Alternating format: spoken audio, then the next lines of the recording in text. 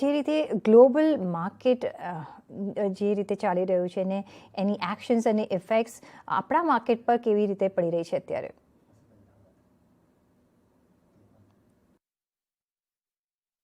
Okay, તો આમાં main આપણે એટલું જ જોવાનું છે કે જે major event in terms off rate hike હતું, it has come in and it has come in line. What has changed is incremental expectation of how this event will pan out. કે કઈ ઇન્ટેન્સિટીથી રેટ હાઇક આગળ જતા થશે. અત્યારે it is happening as expected. But હવે અગર if we are looking at the macro data, see goods inflation, hard and soft commodities, crude, all this is coming off fairly decent trajectory. So one part of inflation is showing positive signs of peaking out, if not going to the bottom, at least peaking out. And I think inflation peaking out itself is the biggest change of trajectory for the markets. Where inflation still exists and હજી બી અમને લાગે છે persist થશે, that is the services linked wage inflation. We believe જે wage markets છે, especially the labor market, the hiring, that is still very very strong. Unemployment levels હજી બી બહુ જ low છે. તો આ માર્કેટને કૂલ ઓફ થતા હજી બી ટાઈમ લાગી શકે છે. અને therefore we have to only track how the macro scenario is evolving in terms of inflation data points, in terms of economic growth and unemployment related data points. I think the final leg of inflation cool off will come when demand destruction has kicked in. Jare lokona jobs hit thase, jare demand actually hit thase, tyare jaine I think inflation finally peak out thase. And with that, I think the Fed action could also become less hawkish, so to say. And with that, I think the market should react positively or stay in a positive bias zone. કારણ કે ઘણું બધું worst is behind us. Incrementally, things might not be very good, but the worst still is behind us. So I think થોડું positive bias રહેશે marketsમાં. જી, તો ડોમેસ્ટિકલી આપણે જોઈએ તો તમે શું જોવા માંગશો? ફોકસ ઓન ઇન્ફ્લેશન કે ફોકસ ઓન ગ્રોથ, કે બેવને કંટ્રોલ, ઇન્ફ્લેશનને કંટ્રોલમાં રાખીને આપણે ગ્રોથને પણ આગળ વધારવું પડશે? કઈ રીતનું તમે ફોકસ જોવા માંગશો?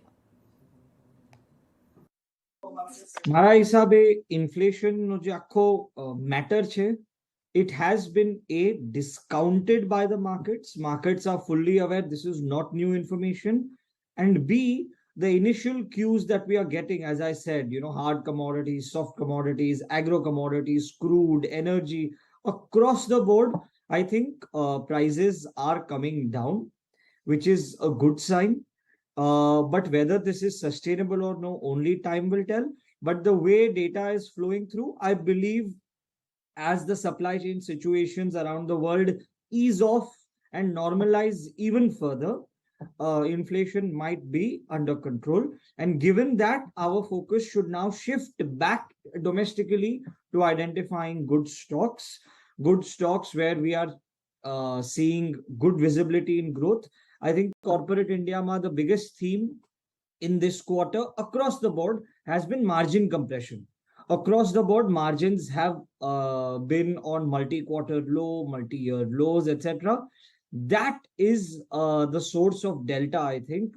Margins could be bottoming out. Margins could reverse from here.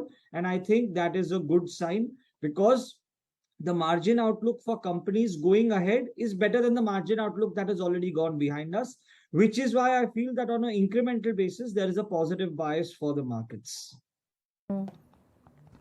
સાથે જો હવે ઇન્વેસ્ટમેન્ટ સ્ટ્રેટેજી કઈ અપનાવવાની રહેશે? શું સેક્ટર વાઇઝ કોઈ એવી ઓપોર્ચ્યુનિટીઝ તમે જોઈ રહ્યા છો જ્યાં અત્યારે આપણે ઇન્વેસ્ટ કરી શકાય, જેના વેલ્યુએશન બરાબર હોય, કરેક્શન થઈ ગયું હોય અને આગળ જતાં એ રોબસ્ટ મે બી બિઝનેસ હોય? કઈ રીતે તમે સેક્ટર વાઇઝ ડિફરન્શિએટ કરીને ઇન્વેસ્ટમેન્ટની સલાહ આપશો? So sector wise, I think let's first start with the two biggest plays in the index. One is financials and the other one is IT. I think both of them, financials because of extremely strong results, whether it's in terms of core growth, whether it in terms of asset quality. I think banks are extremely comfortable in all their key operating metrics. So banks definitely has to be an equal weight or overweight in portfolios. Other than that, IT is now becoming sort of a relative value or a contra play where structural growth, structural demand is very strong, structural nature of business leading to very good cash flows, very high ROEs, lack of leverage, all of that is very strong.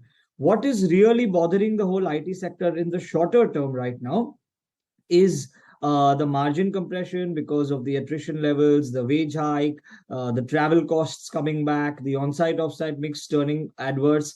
So there are some transient issues in the IT sector which could bother these stocks for say a couple of quarters.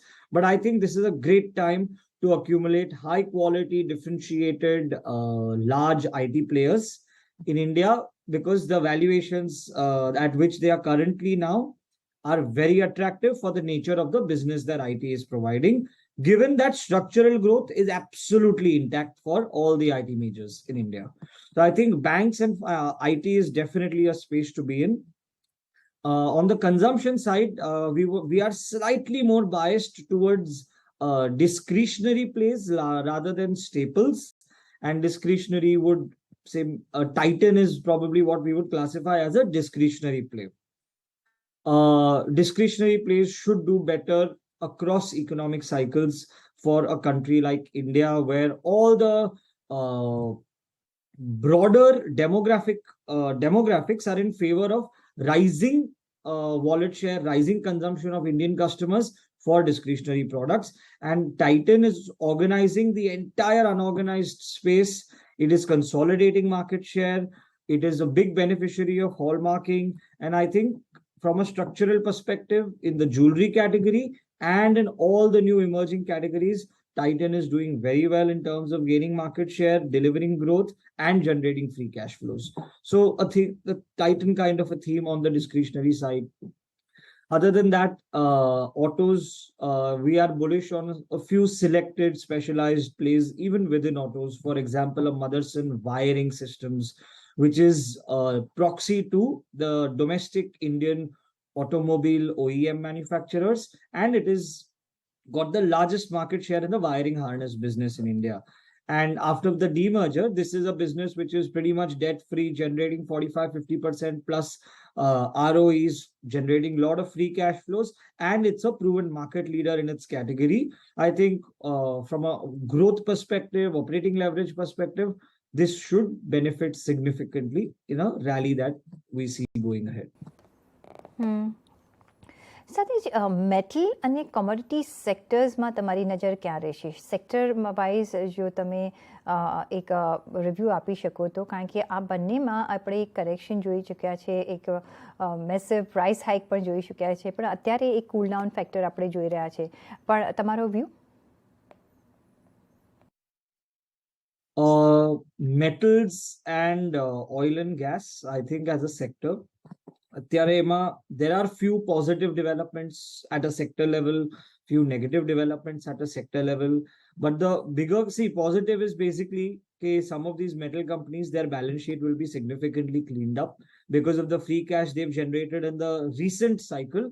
I think most of their leverage should be cleaned up to a great extent. But the risk here really is that the EBITDA per ton that they have experienced over the last, say, 2 years, that is not sustainable, given a global recession could also hit demand, and the realizations are also coming off quite substantially. So I would not really be long on metals right now, given that the realization side, things are not looking very clear. On the volume side also, I think the best is behind us. And overall, I think I would probably avoid a play like metals in current part of the cycle. As a tactical trade, maybe, yes, but as a structural story from here, as a cyclical play, I would not take it.